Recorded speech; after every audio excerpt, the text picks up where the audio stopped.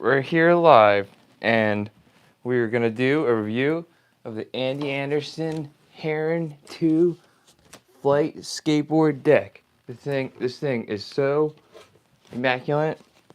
I can't wait to talk about it and tell you guys all about what I've been doing with this skateboard deck. And make sure you stay tuned to the end. I'm gonna give you a sneak peek, preview talk about my new Skate Tutors podcast show coming up. So yeah, this is Andy Anderson Heron 2 skateboard deck, and this is actually the fourth one I bought. So I got the other two right here, and the third one right here. So I got a lot of them. So got good experience with them. It's an egg-shaped board, right? So this thing is like an oval all the way around. It starts right here. I think this part of the deck is actually the widest part right in the middle here, and it says it's looks like 8.75.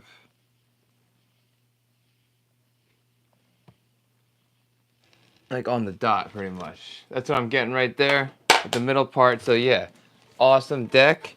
And yeah, we gotta get hyped for this because I've been waiting to skate a new deck for a while, and I can go over all my gear and stuff, and I've got some cool fun stuff to talk about. So my favorite part of getting a new deck is bang, right there, opening this guy up. So I'm gonna stand up. I'll show you something really cool as we open in this freshie. Right here, that's what I call new deck, freshie.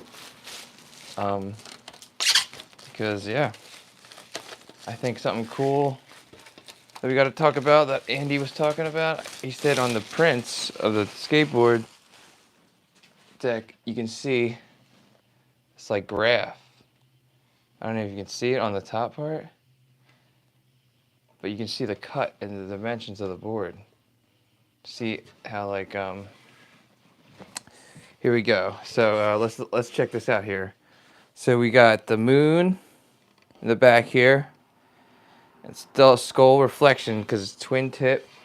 Andy animal is a heron. So we got the heron up here. So awesome. And like the cool yellowish style hair of the guy, and also the symbol right here of the heron. And like I said, it's like a football shape, so it goes all the way around. Like a circle. And the nose and tail are exactly the same. They're symmetrical.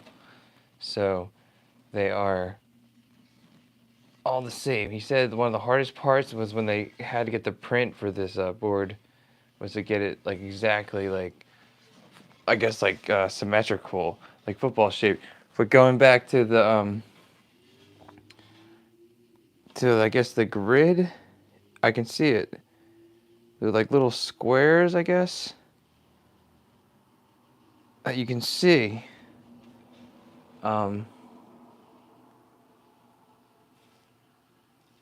it looks like little squares. So you can see like, there's like a little graphs, so you can see like the cut in the corners here.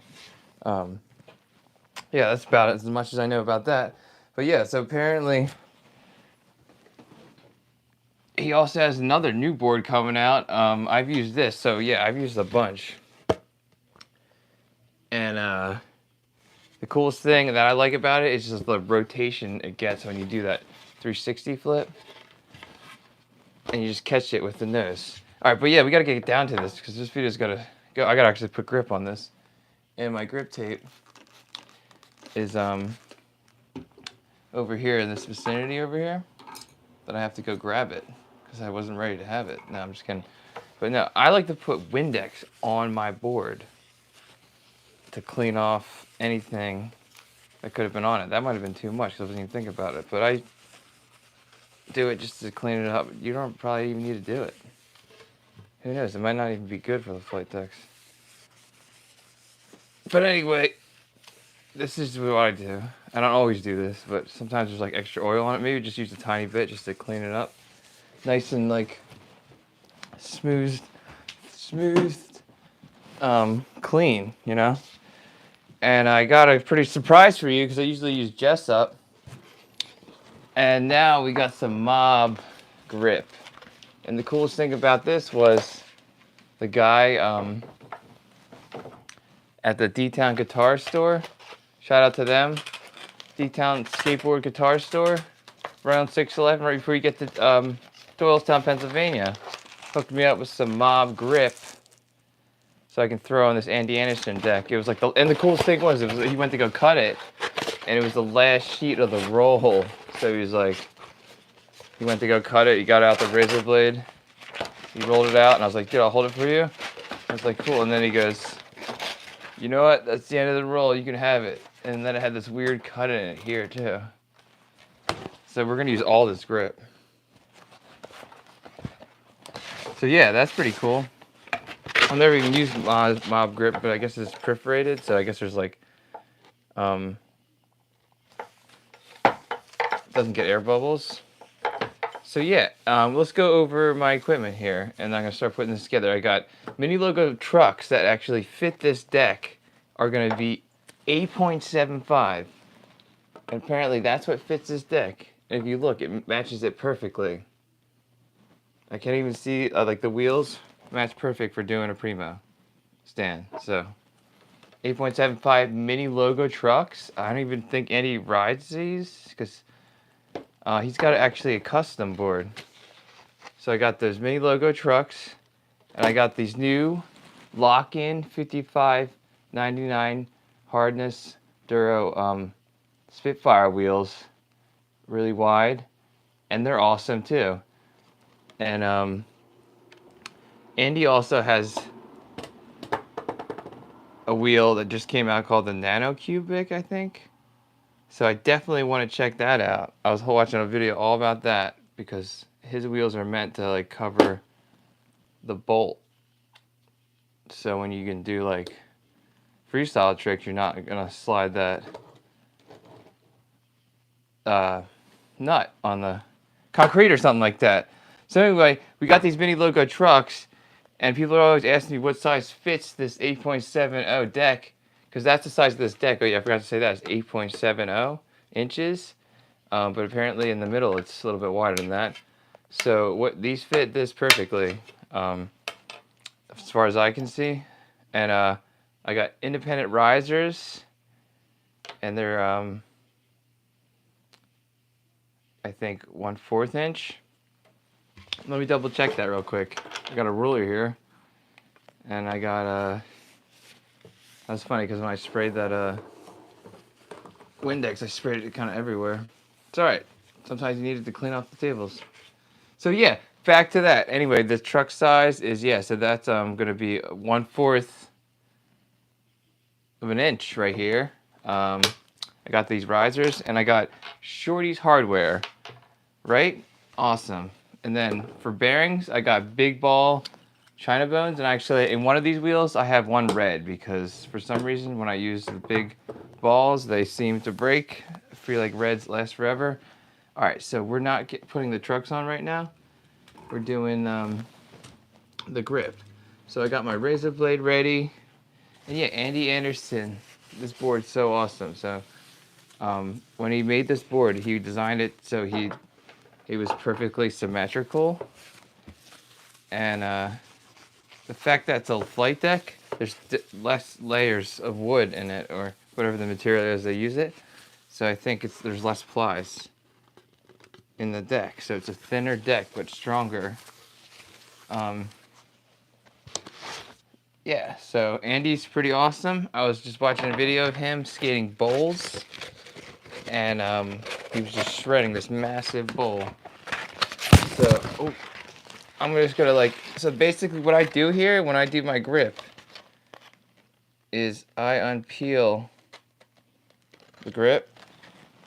I guess I'm gonna try to save as much as I can, but there's so much of it, I just have to use it. Peel the grip off, and apparently this is perforated, so that's why I should have cut that off. Bam. See the action of putting on grip right there. There's actually action here. So yeah, we're gonna stand over top of it. And I don't know if you can see that in the camera, but hopefully you can. And I'm actually gonna look over top. I just thought of something because of the holes, because you can't see the holes for the hardware, but because of paint on the other side. But it's all right. I'll figure it out. I know a trick.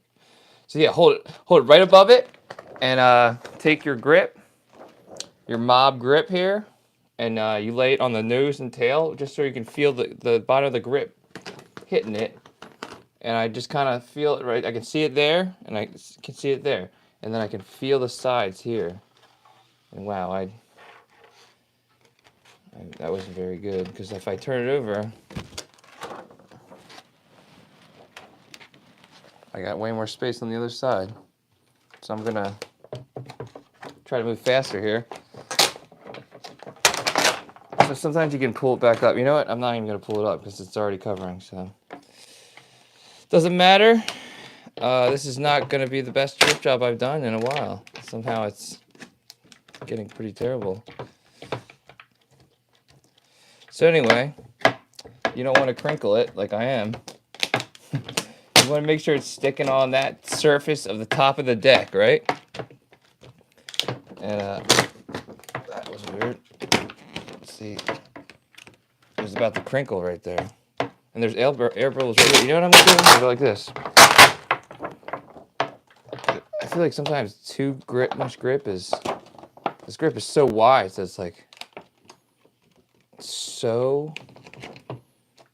wide. Hard to deal with. All right. First time I ever used mob grip. This is why I use Jessup. I'll take some Jessup. Can anybody got some Jessup to throw at me? I feel like I got air bubbles all over this thing. But it's perforated, so it'll disappear, hopefully, right? So yeah, I just gotta pat it down after I get that grip on there. Make sure it's on completely. Here. I gotta start moving fast. So yeah, Andy Anderson, he's got those new nano wheels, and they're sick. You can do like coconut wheels on them. So it's apparently when you're like going like sideways and you're on like, or coconut manuals, and you're on the side of the wheel like that, and you're just like, almost like a Primo style, but like on the wheel. And then you have that part where the bolt's not gonna touch over the nut, so you can do the coconut wheelie. Or manual, whatever you call it. So yeah, I'm just making sure it's covering everything, and like if you flip it over, you see that awesome graphic? You can see it's covering everything. And probably scratching it all up with my hardware underneath. Don't ever put your hardware underneath the deck. So then you take something like a screwdriver to sand the edges down, or you get a filer. And actually you could, oh yeah, like what I said, with a mob piece of grip, you can take this little handy thing right here and put it back over top and like smooth on that grip out. Smooth it out. Smooth it out. Done with this, John? Alright, here we go. Now we're going to sand the edges. I'd like to do it fast. I'm going to try without scratching the deck like I did right there. Or the grip, I mean. Just get the edges. Nice, like hold the screwdriver on a bias and just go around. Get that nice pressure. One solid line. You don't want it to be scratchy. Some people like scratch it too much. You just go with it. Do one. If you have to scratch it a little bit, just go back. Make sure it looks nice. You can see that solid line. Nice smooth line. And I just forgot how much I love putting on a new skateboard, because it's just like, it makes you more with your skateboard.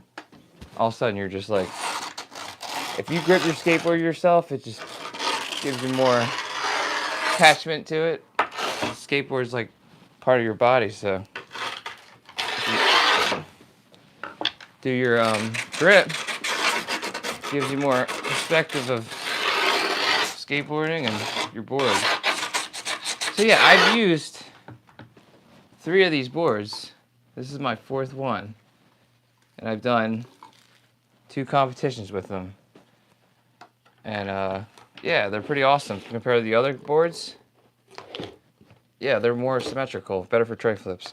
All right, I landed my first tray flip in comps with this board. All right, you poke it from the other side, and watch your fingers here. You grab your handy razor blade. Always know how to use a razor blade. And also, guys, if you want any of this truck, skateboard deck, wheels, bearings, all this stuff is going to be in affiliate links below. If you want that stuff, just click down below. They'll be there. And you can get all that stuff. If you want I review all the good stuff that I like. That's why this is the 4th deck I had. All right, you obviously bring that razor right on through, and then you start cutting. Go. And you can hold it up with your other hand if you need to. Don't cut yourself. And if you need to kind of, I have difficulty again. I'm getting stuck. You maybe stop and readjust. Just kind of hold that piece up with the other hand in case it gets in the way. And then in the corner, whoa, I just cut myself. Wow, these things are sharp. Yeah, just make sure you don't cut yourself. On the corner, you got to be careful. There's so much grip. That's just crazy. This fat grip. Got to cut some of this grip off. So be careful and use that razor to your advantage. It glides right through that grip. And if you check this out, I'm going to fold this in half and save this for later. Stay tuned for that. There's another part you can use your extra grip. And I got tons of extra grip. Sharp razor. Always be careful with the razor. All right, and then I can adjust the deck as I cut through it. And you can actually see the really square tail. And I like this square tail because, I don't know, I like it. It's just cool.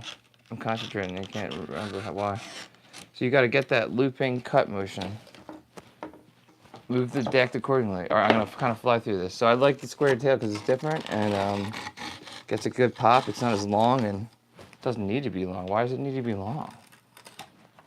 I guess usually, technically, the longer the end for the nose is for the board to like do the kickflip and then have the back end of the board come up. Apparently, I guess, and usually the tails are shorter and wider. I guess noses are usually skinnier. For this deck, the nose and tail are exactly the same, so it's symmetrical. Everybody's skating symmetrical decks. All of a sudden, you're skating switch and it doesn't matter, or you're skating nollie or fakie. So that's another cool thing I like about it, because I'll be skating at the park, and then I'll like switch over to switch pushing or do it nollie or whatever, and then all of a sudden it's fine because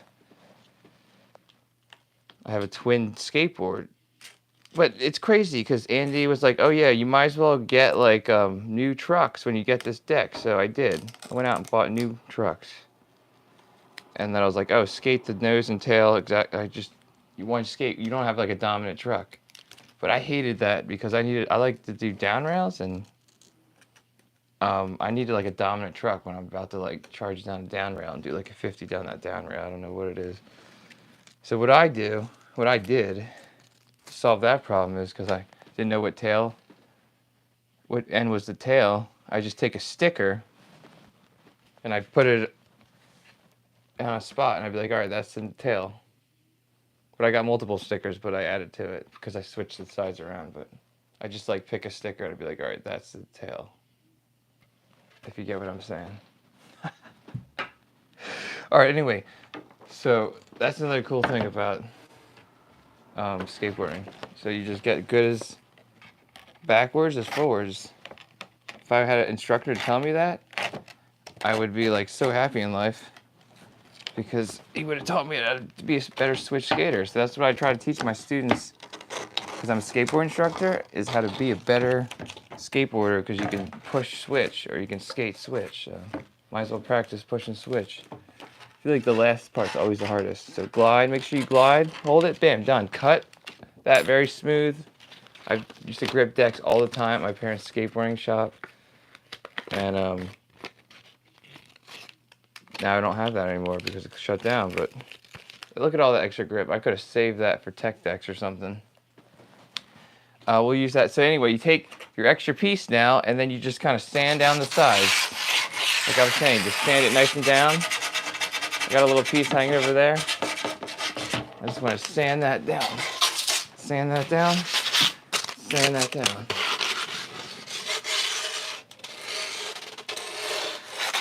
Alright.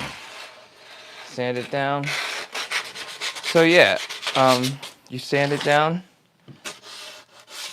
I don't even think I have anybody watching. Maybe it's I don't have it on private, but that's okay. So you sand that down nice and smooth. And you take your handy dandy little poker here, and this is what I was talking about with like the paint. A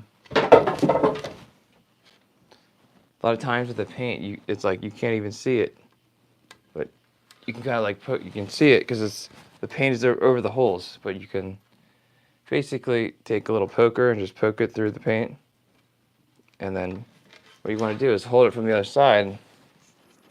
Don't stab your fingers and make a little hole. All right. So as I do this, I'm going to talk about competing with these boards. I mean, compared to the old board, it's pretty cool because it's got twin tip. So the old board had a flat tail and a longer nose, and it was awesome. And I have it. It was like really cool, fun for competing, and it was a lot bigger. So you have more space. This one you have less space. So when I was learning how to do down rails at Shredfest, had a little issue falling on the rails, but I feel like after that competition, Shredfest, I ended up winning best fall, which is alright, because I got up and landed to the next trick on the A-frame board slide. Won a free helmet. Who cares? Sometimes you win best fall. And then I did this other competition after that, which was the Philly Special, and not the Philly Special, the Philly Am. And that was really a lot more fun for me because it was like 5-minute jam. It was like 30 and older, and I was like trying to do tray flips all day, and for some reason I couldn't do tray flips. And I was like, you know what? I'm sick of just being like I have to land everything like perfectly in the run. I could just do it in the run, and then when I came to do the tray flip, I just popped it and caught it somehow and rode away. It was so awesome. I was just like so psyched about that, and like because it was in front of the crowd too, and I was like, yes, psyched about that. Awesome, really. So that was really sick, and started really going good after that. But then I kind of stumbled a little bit after that, and had an issue with fakie 50-50. But I landed my kickflip, I landed my 50-50 on the A-frame, and also the front board first try.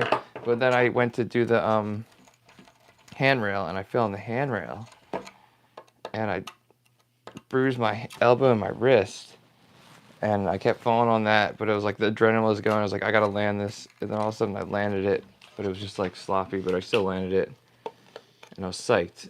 And then came down to the kickflip on the bank, and I landed that, and I landed a kickflip to fakie too. It was more like a frontside flip, but it was kind of the kickflip.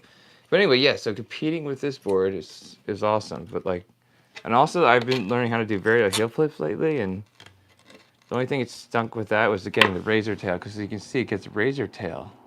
So I got like stabbed by the razor tail one time. That's the only thing I don't really like about the flight decks being so thin, because they get razor tail apparently for some reason. Worse. So anyway, I use Shorty hardware. Back to putting this deck together. I gotta focus because this video's it's gotta end at some point. Huh. So anyway, I'm gonna like try to keep these nuts with the same hardware, or the same screw. And it's weird because I had to mark my truck with a sticker because I didn't want to get my back truck and my front truck mixed up. Because I was like telling you I'd like to have a dominant truck. So I just put like this little red sticker on it to know it was the back truck. I was like, I almost forgot for a second. But I'll be able to definitely tell. But I could show you that right here. As you see on the sticker, it's a bone sticker that I got from the Philly Am. And it definitely is my back truck because I don't do tail slides. I don't see any tail slide marks on that. And I definitely do some nose slides. And I definitely see some nose slides on that. So it's definitely my nose. And this is definitely my tail. So if you guys want to comment below if you ever have to have a dominant truck, or if you can skate both nose and tail, let me know, because I like to know. But this is gonna be my tail, I guess. I gotta, maybe I'll take the sticker off this now, just so I don't forget. And now I'm gonna put it right here on this part, so I know this is the tail. Look at that, pretty awesome little shield sticker. And so we got the riser here, and when you put the riser on, you got to make sure that you hold the nuts with or the screws, I mean, with your hand, and you want to have the flat side of this riser down, and you want to make sure it matches up with the truck. I'll show you.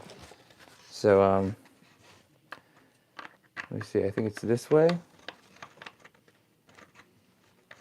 So sometimes this is weird, and I take my truck and I put it over top, which shows the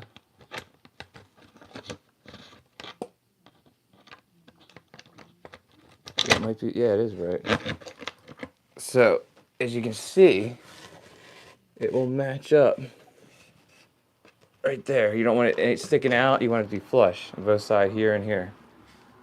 So hold it with your hand. It gets kind of tricky. And then you come over here and you take your nuts and you put it back on the top of the screws, by like using your fingers to get it hand tight, by using your other fingers to hold the screws from the grip tape side. And you screw them in, and you make sure you're on the flat side of the nut that goes down first. So I'll show you once I get this on. But yeah, make sure you stay to the end. I'm going to talk about the Olympics and what I just read about it. And we're going to do more research. We're going to have another show about that, because it's coming up next summer, which is awesome. So if you want to comment below about the Olympics, go for it. Alright, I'm going to show you on the last nut, so because I don't want this to fall out, because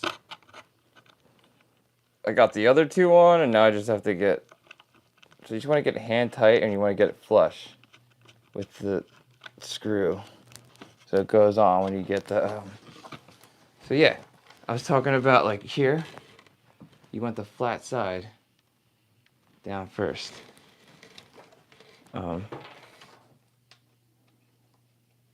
Good.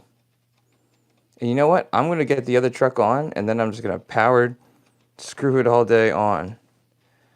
And then once we start doing that, we're going to start talking about the Olympics. Maybe we'll start talking about it soon. So Olympics. The Olympics. Actually, we're going to hold off on that and talk about my business for a sec. So I do skateboarding lessons. I travel around the skate parks, and I do skateboarding lessons for people that are trying to learn how to do new tricks, like 50-50s, and even how to learn how to ride the board, or even like 360 flips. So like basic, intermediate, and advanced. And it's just so cool to see like the whole new thing of skateboarding become like a sport now. It's like in the Olympics, so it's like a sport now. So it's like you might as well have a coach if you can. If I had a coach, it would have been amazing. Like you guys could benefit, or even if you have a friend. There's always like locals that always want to help people. But it's just like, if it's a sport in the Olympics, they're going to be having better training facilities. Woodward has a whole new progression center. They're all about that now. And yeah, that's amazing. New skate parks, progression, just like lines of tricks, being able to like flow through the course is going to be easier to learn now. I grew up with street skating. And that's what we had, you know? And then all of a sudden the Olympics come up. And so yeah, my goal with the lessons is just, you know, I also work for a skate park called Freefall Energy Center, and they're hosting the 14th annual skate competition event, and it's like basketball, skateboarding, biking, and scootering. September 23rd. Quakertown, Pennsylvania, all-day event. And so yeah, that's a part of my whole business. And I also do lessons there at the skate park. It's like this whole facility, and it's like kind of designed like similar to Woodward. They have an editing center, and they have a skate park. They have a place to eat. They have a whole shop where you can fix your stuff. And it's just awesome for the community to see that, because like skateboarding is just like coming back and helping the community too. And also scootering, biking, and rollerblading and all that kind of cool sports and stuff. And snakeboarding. Yeah, snakeboarding.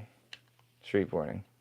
But yeah, so yeah, like, and then like the Olympics comes along, and now it's like a sport, and some people like it and some people don't. So you can always comment below, what do you think if you like the Olympics or you don't? Because I think it's one of the coolest things ever. So Andy Anderson was in the Olympics, and I don't know if he's going to be in the new Olympics, because I heard he didn't think it was how he thought it was going to be. But you know, you never know how anything's going to be until you do it. And I mean, so I think this new Olympics is awesome. So yeah, it's in Paris, and in France, and so like the last Olympics was in Tokyo, and now they're gonna have a crowd. All right, so now you get your tool, you hold it from this side after you hand tighten it, and I actually use a power tool, and I take it from the other side, and I just kind of line it up, make sure I'm going right. Don't have the power too high. Tighten it all up. Yep. So you don't strip it, because that's why you don't want to have the power tool too high. So yeah, I'm gonna go I'm gonna go to the opposite corner and go tighten that one until it makes that noise. But yeah, back to the Olympics. So like Andy Anderson did the Olympics, and his run was so sick, and he did that nollie crazy trick that like no one else did nollie stuff. But now that was, yeah. So that ended and all, and like I don't know if he's gonna be in the new one, in 2024 in Paris. Because I'm not sure. That was cool to see him like skating this big ramp in this new NKA video I saw him recently skating. So because that's what I think the Olympics more focused on, unless he would do street too. But who knows? But that's this cool thing about him. He can do street and stuff. But anyway, so back to the competitors of the new Olympics. You know, Yuta won the last one because he's just like a machine. He was in Tokyo. He won. And he just like dominated. Like everybody thought he would have dominated. And he had home court, and shout out goes to him for winning that. It was amazing. And honestly, I think he's the favorite to win this net. Oh, that screw might not be going in. I think he's the favorite to win this next upcoming one. We'll find out. So, and then Nyjah is the competitor. So now here's where things get heated. And Nyjah thrives off the crowd. So I was reading about people asking him about the upcoming Olympics because there's crowd energy there. And he just feeds off that. And he was just saying how he's just excited about that whole aspect. And I think that fact of just having the crowd there is going to completely change who wins this competition. And obviously it's a year away, so it doesn't matter. And he's probably not even really thinking about it. And it's another cool thing I found out about the Olympics too. We're going to talk about it at the very end. We're almost there though. And there's going to be a whole nother show about this podcast.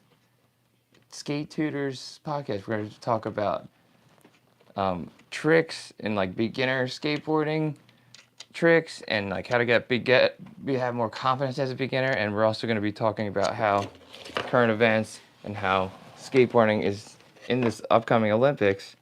And this time it's not going to be without fans, because we all know why there wasn't fans last time. So we got fans this time, hopefully next summer. So I'm really psyched about this. And like the whole thing with Nyjah is that he thrives off that competitive nature of having the crowd. And it's going to be in France, so it's like a whole different comp. So every competition is different.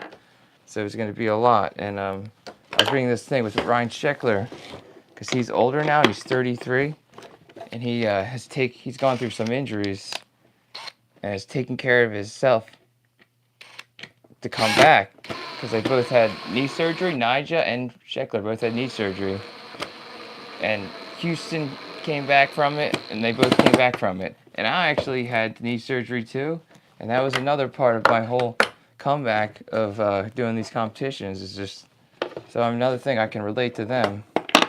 Just coming back from knee surgery and be able to train yourself to have that knee strength to be able to compete at a high level in skateboarding.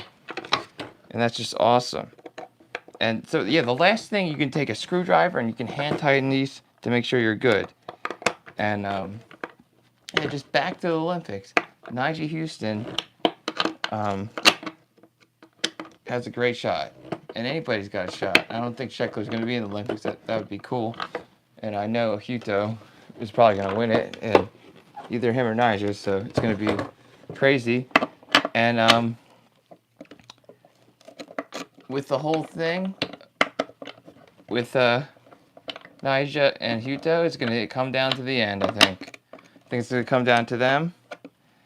And it's crazy because there's already commercials for the Olympics 2024 in France. And who knows, it might be on the beach, some of the events.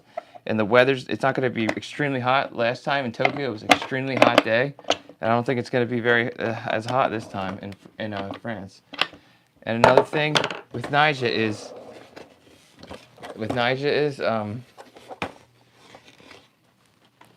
like they're interviewing him, and because this Olympics is in France, and then 4 years from that, this is the secret stuff that no one knows about yet. Right now, is the next Olympics is going to be in LA, California. So that's going to be crazy. So it's going to be in LA, I believe. I think it was LA, or it's definitely going to be in California. So that's where Nyjah's from. So that's going to be 6, and he'll be like my age, which is 33. So he could win back-to-back Olympics because, hey, I'm still kicking it. And by then, there's more advances with staying healthy, and older skaters are staying healthier. Older skaters are staying healthier, and so that's the coolest thing. That's a whole nother thing about how awesome skateboarding is. It's like looking at comps like in that competitive nature, like 5 years from now, in Los Angeles skateboarding Olympics. Check it out. So yeah, and then we're also, if you guys want to see that video, just up here, the new Skaters podcast video, check it out. Click right there. It's going to be up there, right here in this box. And this is going to end this video, but check that out. It's coming out. It's out. Check it out.